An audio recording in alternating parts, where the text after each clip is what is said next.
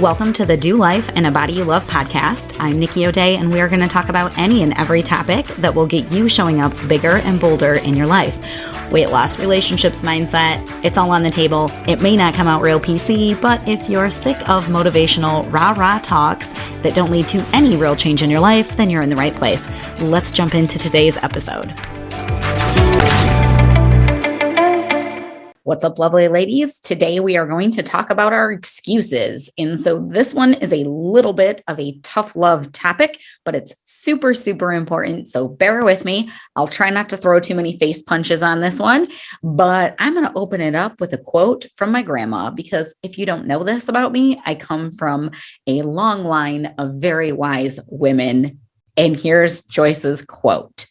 Excuses are like assholes. They all stink and everybody's got one. Sorry for the cussing, but as you can see, Joyce, super profound in her thinking. Rest in peace. Love you. But that's totally true, right? We all have excuses. They totally get in our way.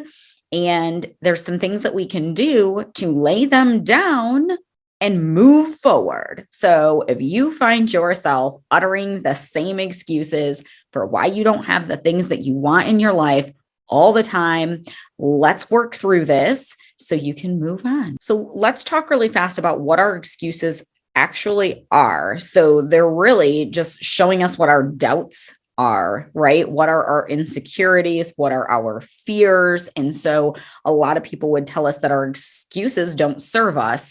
And in fact, I've even said that. But that's not entirely true. They do serve us. They're protecting us. They're protecting our minds from hurt and from failure and from all of these things. They're like a defense mechanism, right? Unfortunately, that's a defense mechanism that's keeping us stuck from having the things that we want. Our minds are not concerned with us living our best life and reaching all of our goals. Our brain is just designed to keep us safe. And so if you have doubts that you can achieve the thing that you say that you want, you will formulate excuses because it lets you off the hook, right? If you don't have time to lose weight, then it's not actually your fault that you haven't lost weight. It's just your busy schedule.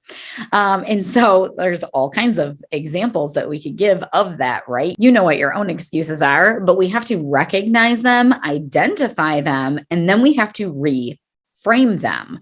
So our excuses are not actually true.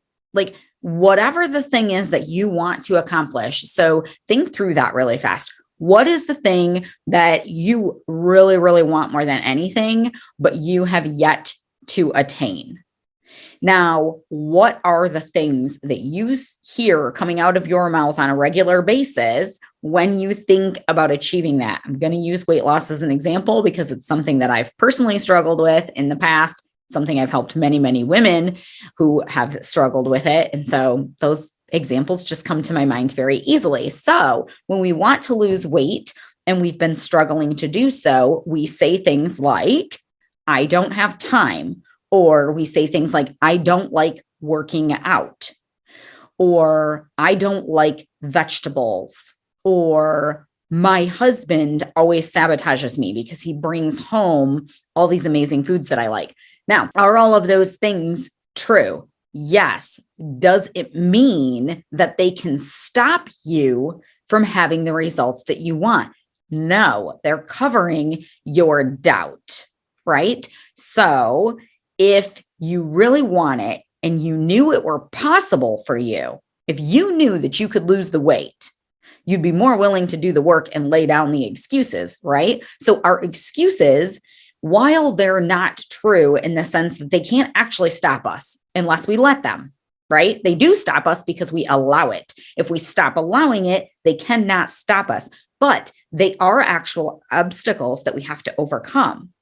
And so we have to reframe these excuses. We got to get real with ourselves. And this doesn't always feel good because these excuses that we're carrying around, they've been letting us off the hook. We don't got to do the real work because we have this really great reason why we're not doing it. Well, if we recognize that reason as just something that we need to face, address, and overcome, oh, that doesn't feel real great. But here's the deal. Do the tough work, because then you'll get the thing that you want, right? And so if you don't have time to lose weight, well, that just tells me that you're not prioritizing it, right? Anytime somebody tells me that they don't have time to do something, to me, that says this is not a priority. And sometimes that's good.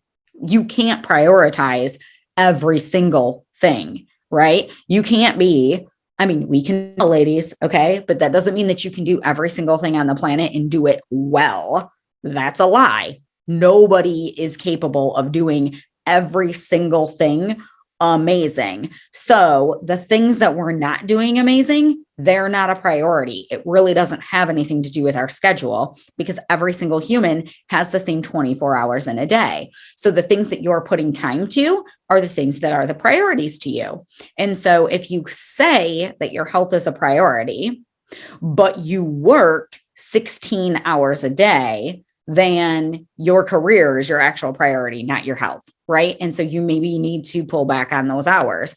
If you say that you don't have time, you're working, you're raising kids, but then you have 2 hours to spend on social media, you're just not adequately using your time, right? So sometimes it's just that we have to actually put some thought into it and find the nooks and crannies in our day where we could get something done, right? If we say things like, well, I want to lose weight, but I don't like to work out. Here's the truth.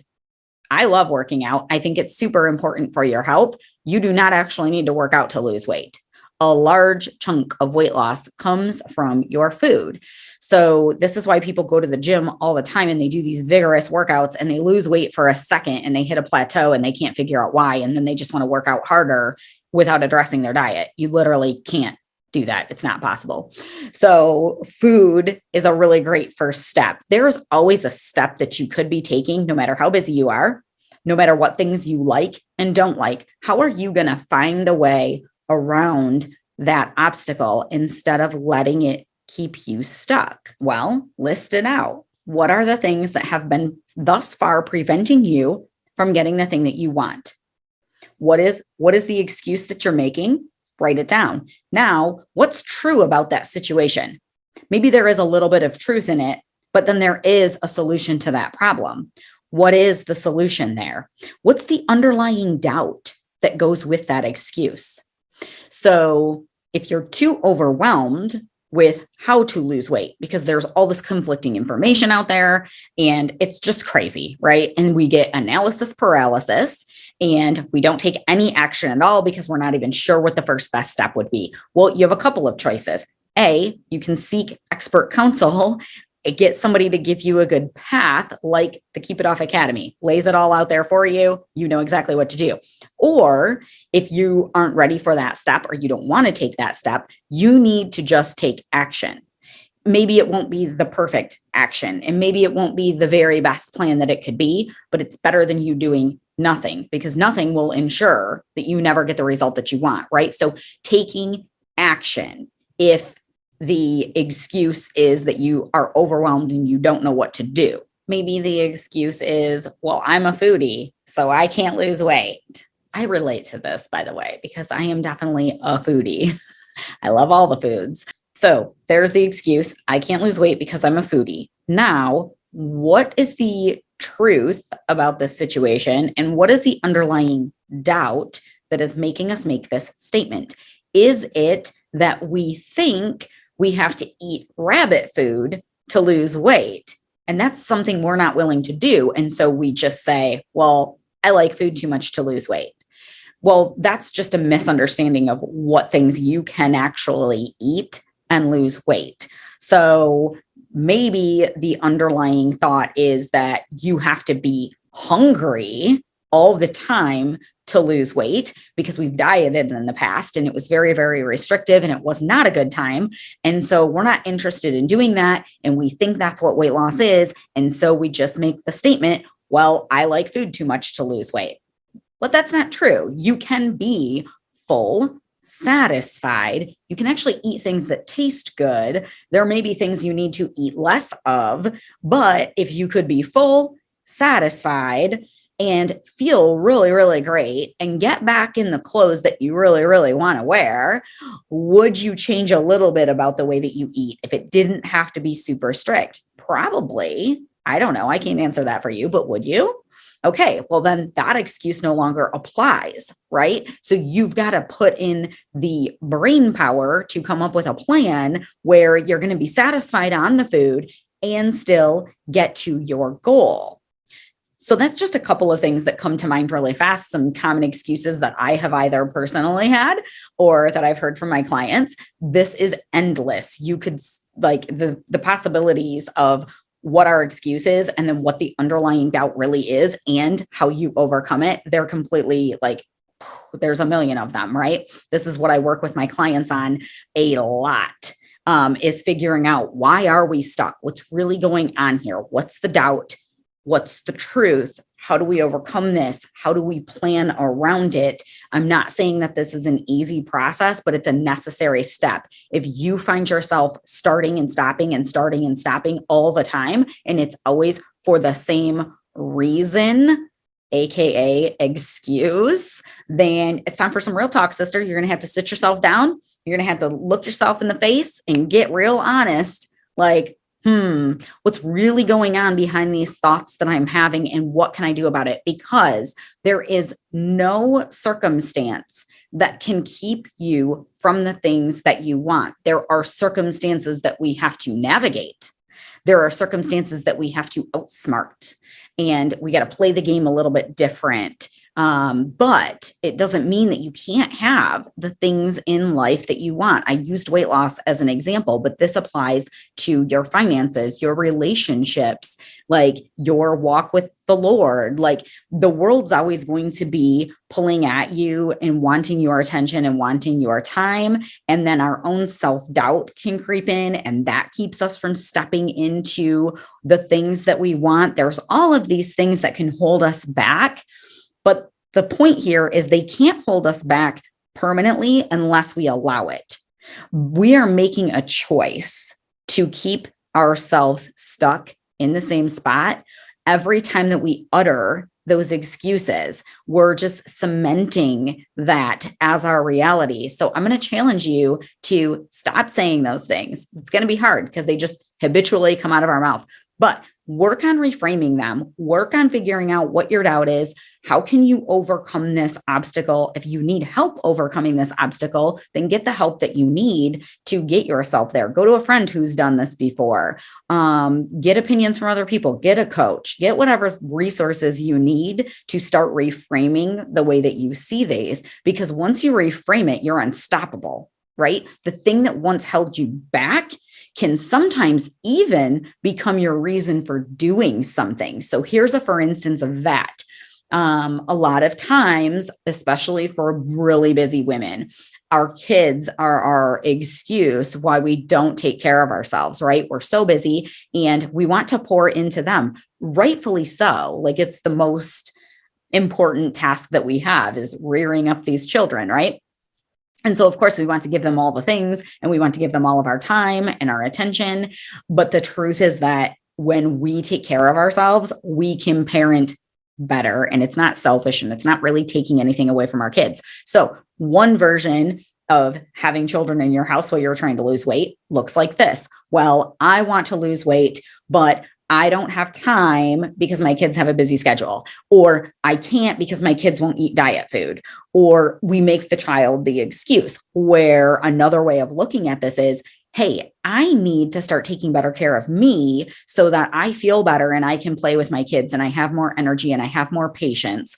Or I'm going to start taking care of my body because I want to model that for my children and I want to cook healthy meals for my family. So you're not throwing the family on a diet, right? I don't recommend that. They're not going to love it, but you can find some recipes that are healthy and that the family would enjoy. And then you're modeling that behavior for your children. So in one way, the same exact situation can be what stalls somebody from moving forward, or it can be what drives somebody to move forward. It's the same exact circumstance. It's a different way of viewing that situation though. And that's the magic of weight loss.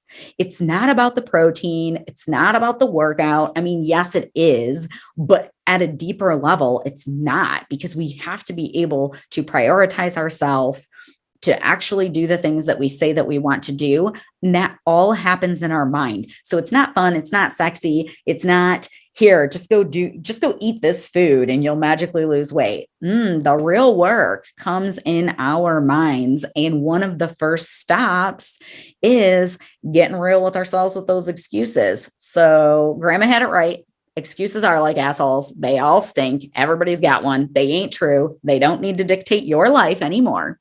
You can face them and move on from them. And I'm not trying to make it seem like this is a super easy thing to do. It's totally not. And there are some circumstances that are a lot more difficult to navigate than others. And I totally appreciate that. Like some of the women that I work with have really intense schedules or some really intense family situations going on or different things that they're working through. And those can be very heavy and they can take a lot to navigate. But my point is that it's totally possible and that you are totally worth it. So I want to encourage you to do the hard work, to sit and get real with yourself on this stuff, to lay down the excuses that you have so that you can step back into a life that you're happy living, doing life in a body that you're happy doing life in. I want that for you. It is possible for you. And so hopefully this wasn't too much of a tough love conversation. I know it's not all like light and airy, but but hopefully you feel encouraged that you do have the ability to move past these things. They can't stop you. They are circumstances, they are obstacles, but you are 100% capable of overcoming these things. And so have fun with all your brainstorming on this. And as always, I would love to hear how this set with you. If you need help overcoming any of these obstacles, feel free to reach out to me on social media. I'm really good at reframing these things. I've been doing this with women for a very long time. And I know it doesn't always come easy, but it's possible. So I hope that that is helpful and I will catch you next week. Thanks for tuning in. It is my mission to give women back the confidence that they need to show up bigger in their lives. Right now, the world more than ever needs women who are on fire and living their purpose. If you want to join me in this mission, there's a few things you can do. 1, you can share this podcast with the women in your circle. 2, you can join me in my Facebook group, Simplified Fat Loss, or you can subscribe to my newsletter at nikkiode.com.